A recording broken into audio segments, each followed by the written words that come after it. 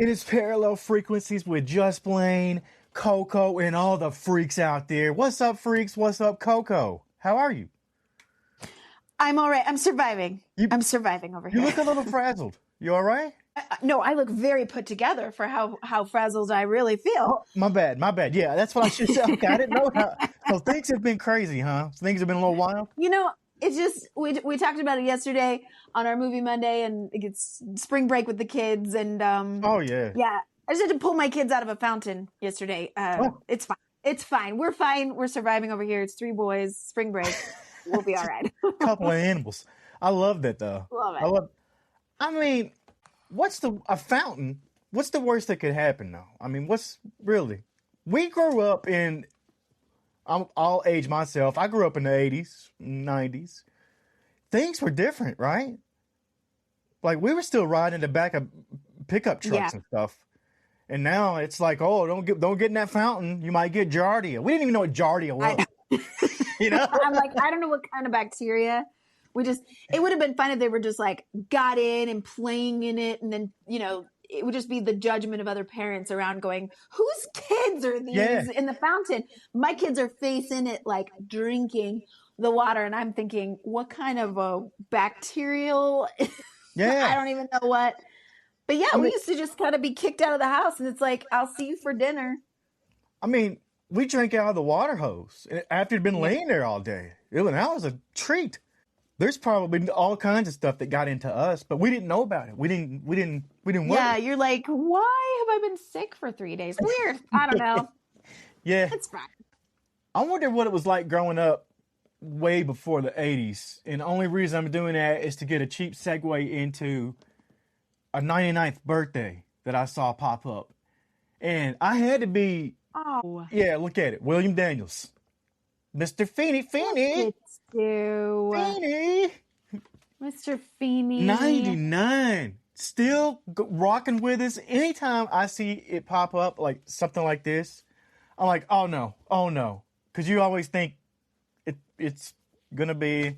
It's in memoriam. It's going to be one of those. Yeah. But no, man, I loved when I saw this. Sure, my heart skipped a beat because all I saw, they do that clickbaity thing too. And I'm not saying Pod Meets World does, because that's where I pulled this from Instagram.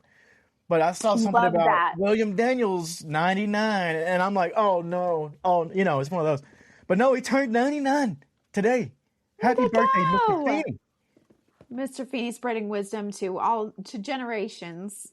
I like on that show. I love how he follows Corey and them, Topanga. It's like he goes with them from grade school all the way to college. Damn it. Yeah, I mean, how often does that happen? But creating just like such a nurturing environment for these kids, because they're like, we don't actually have to graduate from childhood to this next level. Our best bud, our best principal guy, he's just going to take a job in the next phase of this life, and we'll just always feel cushy and cozy. Yeah. Yeah. I wish we all had that. We got to do Boy Meets World. Did we already do part of that? We didn't, did we? We talked about it. Did we? I don't know.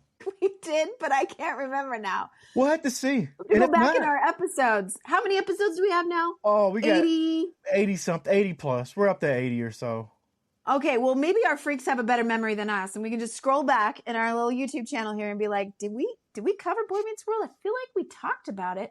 Maybe we talked about it during our opening. Yeah, maybe, but we gotta cover that. If you look right there, it's Pod Meets World Show is their Instagram. I love their show. It's good. That could be why I'm confused if we've done it, or if it's just me listening to their show where Danielle Fishel, it's Sean, it's Eric, they do a rewatch. They do a rewatch of Boy Meets World. It's incredible. I love that show. I love the details that they get into and talking about things in the background of scenes and like the clothes that they wore, things they liked about filming those episodes and things that they didn't. I love that they put it all out there. That's a great podcast to listen to if you like it. It is. And that's a great podcast in general for what podcasting is.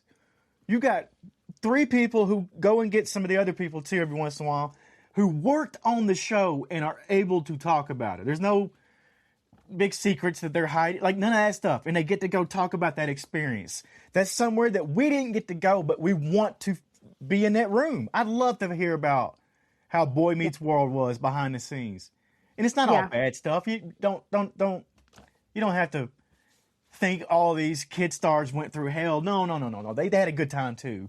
And I think that but they are also honest about, critiques about the writing, and that sometimes they had to do things as an actor they didn't feel was authentic to their character, and they're very honest, and I love that. I love that they just say whatever their experience was. That's what podcasting is all about. Connect with the people out there, and they're doing it in the right way, being honest, telling the stories, and nobody can tell them they can't.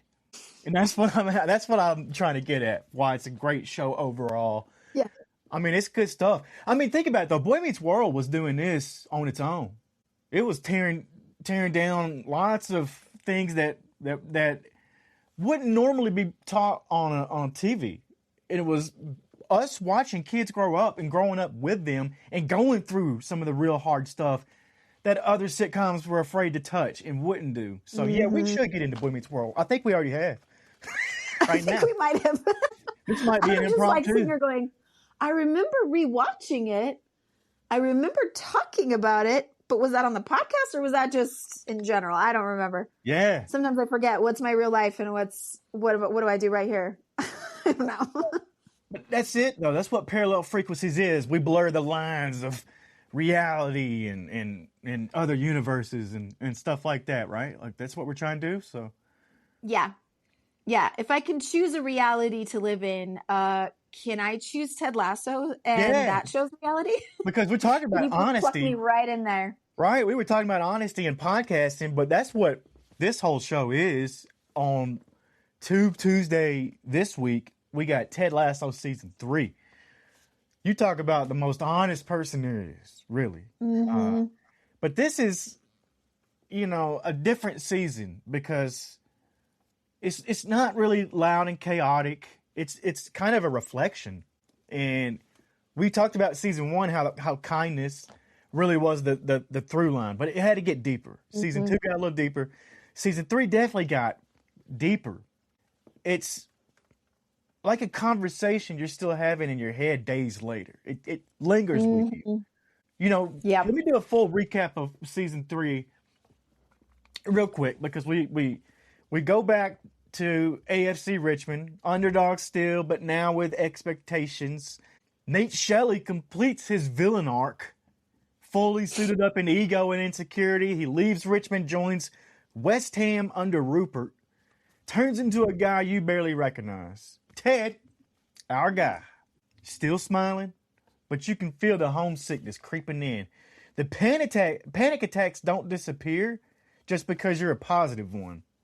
Mm-hmm. Rebecca, she's still chasing control, still haunted by Rupert, still asking what does winning actually mean. Roy and Keely, it's messy, but like real life messy, not just the TV clean mess. And Jamie Tart, low-key the MVP of the whole season, goes from this ego-driven striker to somebody who actually earns respect.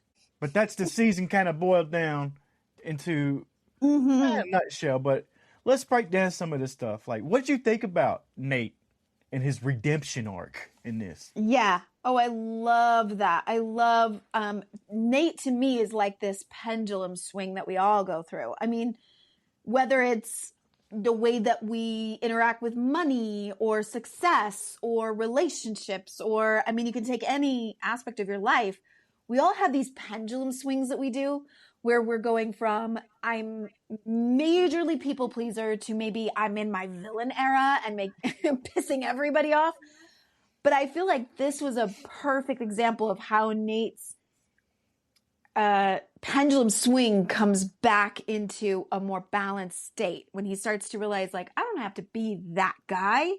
Yeah. I don't have to go back to being insecure and people pleasing and a nobody. And who he was at the beginning of season 1, he's kind of realizing I actually am amazing at what I do. I actually have a reason to have confidence, but I don't have to be an a-hole, right? Mm-hmm. Like I can come back to, actually, it's okay to be a little bit more like Ted Lasso. It's okay to be a little bit more like Nate the Great. I can just be who I'm meant to be. And I love that journey for him. I love that journey in representation of all of us in our journeys. Yeah, it's a long way from tearing down the believe sign in season 2, but it still echoes. Like that's still a scene that's almost with you through this redemption arc, if you want to call it that, of, you know, how he comes up. It's a quiet apology, basically. No big speech. I think we finally just see him, dare I say, be humble or show humility, but I think that's what it is, right? Yeah. Kind of comes back into his true self, not run by egos and insecurities, right? Let me ask you this. This is for Coco. This is for the freaks. This is for whoever needs to hear this. But do we forgive people who hurt us if they finally understand what they did and why they did it? One of those people who believes in an open heart. And I believe that an open heart can also exist with boundaries. I kind of feel like Ted's a good example of this. I mean, I don't see him hold a lot of boundaries, but maybe that's because he's just a little bit more open than the average person. But you see, you know, characters start to come into that balance of, I can openly be kind and loving and compassionate. I also don't have to let you run me over, right? Like I don't have to let you use and abuse me, right? Yeah. So a lot of people get that confused. I know in like the work that I do with people, they'll be like, I don't understand. Aren't I supposed to love unconditionally? Doesn't that mean that I give everybody as many chances as they absolutely need to have to run right over me, bulldoze right over me? And no, that isn't what it means. You can openly love and you can openly have compassion, but you don't have to also exceed boundaries that you're willing to give, right? Yeah. Is it one of those kind of things? How people say weakness is, or kindness is weakness and that kind of thing. Is that what people are talking about right there? Is that what they think? Yeah, I think people confuse it for, I'm going to let you run and ruin my life. I think that there's a big difference between kindness and, I don't know, becoming a doormat, I guess, is what I'm like. I can be kind to everybody, and I also don't have to take on all their stuff. I don't have to let them make me feel bad. I don't have to bend myself into a pretzel to make someone else happy. That's not my job, right? It's not my job to dishonor myself just to honor someone else. I think that's where people get confused with that. There is such a thing as boundaries, and absolutely you should hold boundaries for yourself because self-love is part of that unconditional love. Yeah, and we see Ted go through more therapy. And continues his therapy. Good for him. Yeah, absolutely. But we had that scene where he finally breaks down, not cracking jokes, not deflecting, just sitting in it. And it hits different, you know, because it's once again, how many people do we know that are the strong one but never get to fall apart? Yeah. Ted's had to be that pillar. He's had to be the strong one and hold it all together, but he finally gets to, you know, break down. And you see him kind of get to let go, and Rebecca is doing her own letting go of Rupert. So there's all these. I love how these TV shows have the themes all through them. If you really look close, and this is one that's threaded, very, very highly threaded. But what did you think about that stuff there? Because well, the word that comes to mind when you're saying that, as I look at each and every character, and we started with Nate, but then you could really look at it in everybody's place. Remember in season 1, we talked about how everybody kind of exemplifies an archetype. Like they're all pretty separately, you know, representing something of the ego or the ego parts. And it's like very obvious and kind of surface level, although it does get deep. But as the seasons go, everybody kind of melds it is like, yeah, you have these individuals, but they aren't extreme anymore. They're kind of coming into, the word that came to mind was homeostasis. It's almost like, okay, now we're coming into our balance state where I'm not an extreme state of, in Rebecca's case, jealousy and envy and revenge. And she's like, actually, maybe my worth and what I continue to do is going to be based on me and not because of Rupert. It's just going to be me deciding what I want and what matters to me and make life worth living in that state. I mean, you see Keely come to a place where she needs to find like some kind of self-worth without a relationship. Like, who is she without Jamie, without Roy, and then in this season, without Jack? Like, how is she going to navigate, like, what about just me? When I'm just me, can I step into the person that I want to be? And yeah, you see it with Roy. And my favorite of the season, my favorite one is the arc where we see how Jamie Tart comes into this. That was my favorite thing to see, because you saw him in season 1, and I'll just say it, that is the most unlikable type of person that I can think of. Is like, I'm the best, cocky as all get out. I mean, I come across guys like that in my past, I'd just be like, yeah, no. Nice to meet you, but no, thank you. I'd rather not spend any time with a person like that. But then he comes into this humility and this just becoming like more of a natural, I do it for me kind of guy. And I love that. I love seeing the relationship between him and Roy develop as they've been like enemies and frenemies and now just friends. I love all of that. That was my favorite part. Training together, early mornings, brutal honesty, zero ego. Like, who the hell are these guys? You know, like really, that's what it was. It was one of those. But you get to see Jamie rebuild himself brick by brick. Yeah, and I love that. And that was probably, once again, probably my favorite part of the season. Jamie. Yeah, Jamie Tart. One of my favorite moments with him was when he was talking to Coach Beard. Well, he was talking to all the coaches, but he was talking about Zava, and Zava's supposed to be this like new diva soccer player that joins them this season, helps him get to the top, but then abandons them as he retires mid-season. Jamie's really like annoyed at this guy, and he's like, his ego is out of control. And he comes in to talk to the coaches. He's like, we don't need this guy. I know he's like really good and everything, but like, don't you think it's a bit much? And he kind of goes off, and Coach Beard is like, it's a little ironic coming from you, don't you think, Jamie?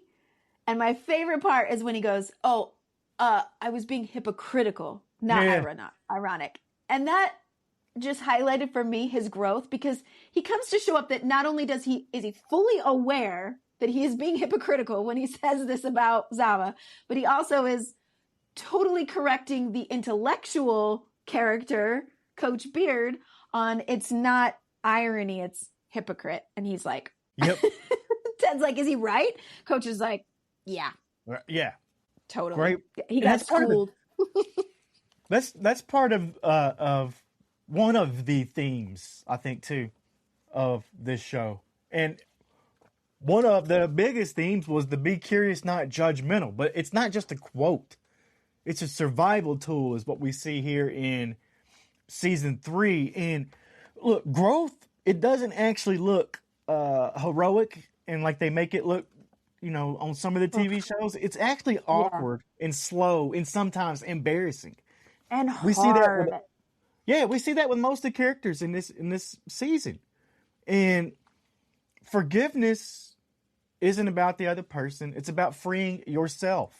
We see that in most of the characters here. It's a lot of this, letting go. And you see that with Colin. Yeah. Colin gets a moment with Trent Krim, who's not the Independent anymore. He's doing his own novel this season, so he's following the team. And you see that, coming out of the closet moment. He's like, listen, I know why you haven't come out of the closet yet, but you really should. I mean, could you imagine what it would be like if your 2 lives got to be 1 life? And that moment that they have together is really special too. Yeah. Yeah. And you got to look at this too, because it's a sports show. But is this really a sports show? No, because, they're chasing trophies, but success is not always trophies. It's the people you help along the way. And I say that. I've done this. I've been in entertainment for 20 plus years. I have yet to win an award, an actual official award, but I sure to hell hope that I've helped somebody out there along the way do what they wanted to do. That's my trophies. I wish I had, if I have helped you and you're watching, if I've helped you, I wish I had a little section of voodoo dolls. Maybe that could be my trophies. I could have a little version of everybody that I've helped. That's too creepy. Yeah. What do you think? Oh no, I know the real history about voodoo dolls, so that's not creepy at all. That's maybe voodoo doll was too strong. Maybe action figure. I'd like to have an action figure. My little trophy of helpers. Yes. We just want to know that we've impacted at least one life, and that this has been meaningful for you. I think that this show, Ted Lasso, and there are a lot of great shows out there. There's a lot that would do this. But it is my favorite show. And I think for that reason, I think that people watching it, going through a hard time, going through some of the sticky healing work that's going on here, it reflects back to you really well as very realistic. I know what that feels like, that feeling of even when Sam is kind of getting political in his tweets or his whatever it was at the time. I don't even know. But social media posts. He, talking about immigrants and kind of flagging the British government and saying hey, that I don't agree with you on this. And they're stick with football. And they end up trashing his restaurant. I mean, those sticky, awful, feel so heavy in your body. Am I doing the right thing? Should I just shut up? Or, you see Sam really lose it for the first time ever in this season. Mm-hmm. And it's so real. It's so relatable that you're I don't know where I'm meant to speak up. I don't know where I'm meant to, where the line is. Am I advocating for myself or am I overstepping? Am I, not just in Sam's case, but in so many other places where, Keely's navigating those things as a new boss in her PR firm. Everybody's just trying to figure out what is the right thing to do? What is the next step? And healing and being self-aware can be met with more lightheartedness, more humor. So I love that this show represents that. I think it really does help people's lives. They watch it and they go, okay, the darkest times, they might not be actually that dark. And they might, there's light ahead, right? I can't wait for season 4, because this is the end right here. This is it. This is all we know of Ted Lasso right now. Yeah. The way that, season 3, we've got, 12 episodes or something in season 3? Is that what it was? 11 or 12, somewhere in there. But that's it. There's nothing else now. We thought that was the end. We thought this is where it ended. It was so exciting to find out there would be a new season. Yeah, if it did end there, I don't know if people would have been completely happy or not. We want Ted Lasso forever, for sure. But at some point it does have to end. Would that have been the spot? Or can we keep this thing going? I think I saw where they're bringing in maybe a women's football club now for season 4. I don't know what I've read, but a lot of theories out probably. Yeah, we could guess what we think maybe is coming, but they teased it a little bit. Season 3, have you ever thought about women's soccer? I mean, you look at just American soccer teams and the wild success of the women's team versus the men's team. There's a discrepancy there for sure, especially because they don't get paid as much and there's not as much money for the women's team. And they are championships far more often. Yeah. So let's give some attention to the women's team. And like I always say, I don't watch Ted Lasso for the sports. The sports part is probably the least important part. I love the team atmosphere and I love the rooting for Richmond, and I get all involved in that. I even like watching football, or in America we call soccer.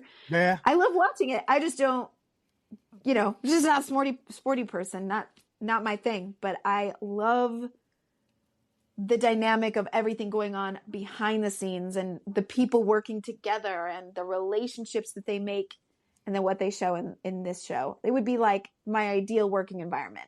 Anywhere, anytime. I would do anything to work with a team like that. The cool thing about it is if they do bring in the women's club is we'll get a whole lot, maybe more new characters who will be the female counterparts to the male that we've already seen in the locker room, which would be great. It'd be great to have another perspective, I think. And I think that'll give it some more balance. But it has been male heavy for the sports side. So I think it's going to bring in all types of characters. That's my biggest the only question I have about that is if they do a women's team, how are they going to train when they can't tie their dicks together? Yeah. All right, exactly. Oh my God. That was probably one of my favorite funny parts, is Roy just being like, I don't have a plan here. I just wanted to see this done. Yeah. He's just laughing the whole time. I can't wait though. They're saying August is when season 4 is dropping, August 2026. So we're going to have to go through a whole hot summer. And then we'll get to August-ish and still be hot as hell. But Ted Lasso is going to hit at the end of summer. And we'll be happy again, I guess. Sad till then. Or we can binge. We can keep binging Ted Lasso. Oh, and I will. Yeah. No problem. Anything else you got to say about Ted Lasso season 3 before we wrap this thing up? I guess I'll just point out one of my other favorite things about this season is the psychic that Rebecca goes to and her discovery, she's a skeptic. She's like, this isn't real. I don't believe in any of this. But then things little by little start to be a little woo-woo. And you guys know I love the woo-woo. I love the let's just suspend belief for a minute and just think maybe, potentially, possibly there's something to this. And I love that it kind of put her on this other journey where I think that kind of let Rupert be in the back seat and be like, that doesn't matter as much anymore because I now have this new focus or this new life purpose I'm trying to figure out.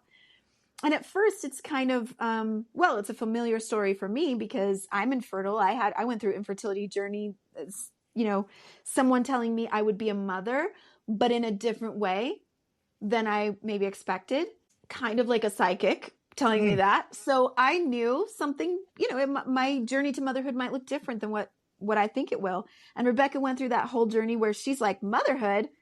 I never even considered that. Well, let's look into it. Wait, I'm being told now that I'm not going to be able to be a mother, not that way from the doctor, right? And then for her to find out that maybe there are other opportunities out there for her that's just putting destiny in her path. And I loved that whole journey for her. So just wanted to say that before we wrap up.